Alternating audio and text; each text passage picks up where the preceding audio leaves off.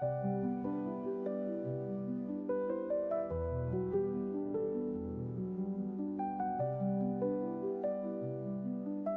was once a peasant who had driven his cow to the fair and sold her for 7 thalers.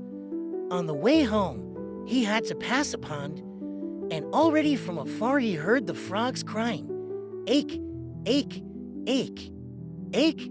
"Well," said he to himself, "they are talking without rhyme or reason. It is 7 that I have received, not 8. When he got to the water, he cried to them, "Stupid animals that you are, don't you know better than that? It is 7 thalers and not 8. The frogs, however, stood to their ache, ache, ache, ache. "Come, then, if you won't believe it, I can count it out to you." And he took his money out of his pocket and counted out the 7 thalers, always reckoning for and 20 grosh into a thaler. The frogs, however, paid no attention to his reckoning, but still cried, "Ache, ache, ache, ache." "What?" cried the peasant, quite angry. "Since you are determined to know better than I, count it yourselves," and threw all the money into the water to them. He stood still and wanted to wait until they were done and had brought him his own again. But the frogs maintained their opinion and cried continually, "Ache, ache, ache, ache," and besides that, did not throw the money out again. He still waited a long while until evening came on, and he was forced to go home. Then he abused the frogs and cried, "You water splashers, you thick heads, you goggle eyes. You have great mouths and can screech till you hurt one's ears, but you cannot count 7 thalers. Do you think I'm going to stand here till you get done?" And with it he went away. But the frogs still cried, "Ache, ache, ache, ache," after him till he went home quite angry. After a while, he bought another cow, which he killed, and he made the calculation that if he sold the meat well, he might gain as much as the 2 cows were worth, and have the skin into the bargain. When therefore he got to the town with the meat, a great troop of dogs were gathered together in front of the gate, with a large greyhound at the head of them, which jumped at the meat, snuffed at it, and barked, "Wow, wow, wow." As there was no stopping him, the peasant said to him, "Yes, yes, I know quite well that thou art saying, 'Wow, wow, wow,' because thou wantest some of the meat, but I should fare badly if I were to give it to thee." The dog, however, answered nothing but "Wow, wow." "Wilt thou promise not to devour it all then? And wilt thou go bail for thy companions?" "Wow, wow, wow," said the dog. "Well, if thou insistest on it, I will leave it for thee. I know thee well, and know who is thy master. But this I tell thee, I must have my money in 3 days, or else it will go ill with thee. Thou must just bring it out to me." Thereupon he unloaded the meat and turned back again. The dogs fell upon it and loudly barked, "Wow, wow." The countryman, who heard them from afar, said to himself, "Hark, now they all want some, but the big one is responsible to me for it." When 3 days had passed, the countryman thought, "Tonight my money will be in my pocket," and was quite delighted, but no one would come and pay it. "There is no trusting anyone now," said he, and at last he lost patience and went into the town to the butcher and demanded his money. The butcher thought it was a joke, but the peasant said, jesting apart, "I will have my money. Did not the great dog bring you the whole of the slaughtered cow 3 days ago?" Then the butcher grew angry, snatched a broomstick, and drove him out. "Wait a while," said the peasant, "there is still some justice in the world," and went to the royal palace and begged for an audience. He was led before the king, who sat there with his daughter, and asked him what injury he had suffered. "Alas," said he, "the frogs and the dogs have taken from me what is mine, and the butcher has paid me for it with a stick." And he related at full length all that had happened. Thereupon the king's daughter began to laugh heartily, and the king said to him, I cannot give you justice in this, but you shall have my daughter to wife for it. In her whole life she has never yet laughed, as she has just done at thee, and I have promised her to him who could make her laugh. Thou mayst thank God for thy good fortune. Oh, answered the peasant, I will not have her.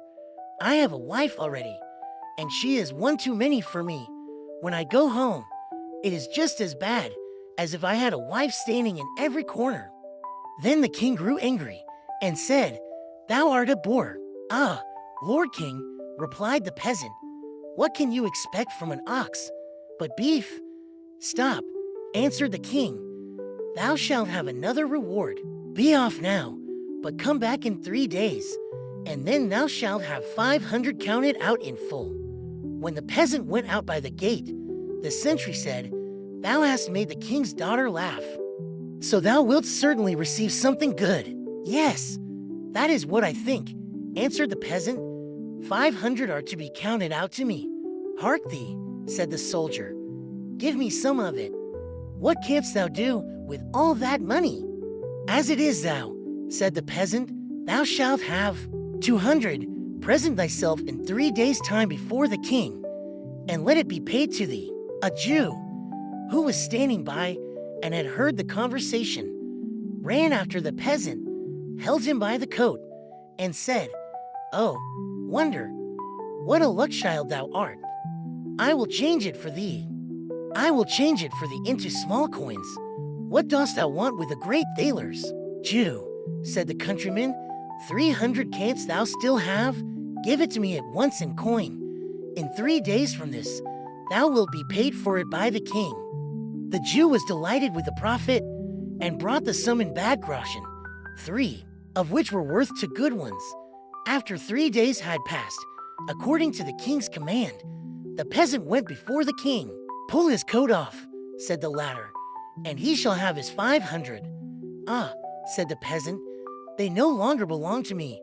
I presented 200 of them to the sentinel, and 300 the Jew has changed for me. So by right nothing at all belongs to me.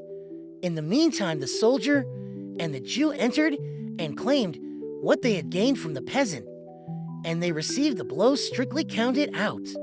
The soldier bore it patiently and knew already how it tasted, but the Jew said sorrowfully, Alas, alas, are these the heavy thalers? The king could not help laughing at the peasant, and as all his anger was gone, he said, As thou hast already lost thy reward before it fell to thy lot, I will give thee something in the place of it. Go into my treasure chamber and get some money for thyself, as much as thou wilt. The peasant did not need to be told twice, and stuffed into his big pockets whatsoever would go in. Afterwards he went to an inn and counted out his money. The Jew had crept after him and heard how he muttered to himself, That rogue of a king has cheated me after all. Why could he not have given me the money himself? And then I should have known what I had.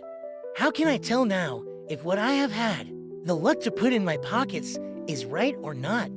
Good heavens, said the Jew to himself, that man is speaking disrespectfully of our lord the king. I will run and inform, and then I shall get a reward, and he will be punished as well. When the king heard of the peasant's words, he fell into a passion, and commanded the Jew to go and bring the offender to him. The Jew ran to the peasant. You are to go at once to the Lord King in the very clothes you have on. I know what's right better than that, answered the peasant. I shall have a new coat made first. Dost thou think that a man with so much money in his pocket is to go there in his ragged old coat? The Jew, as he saw that the peasant would not stir without another coat, and as he feared that if the king's anger cooled, he himself would lose his reward, and the peasant his punishment, said, I will out of pure friendship lend thee a coat for the short time. What will people not do for love? The peasant was contented with this, put the Jew's coat on, and went off with him.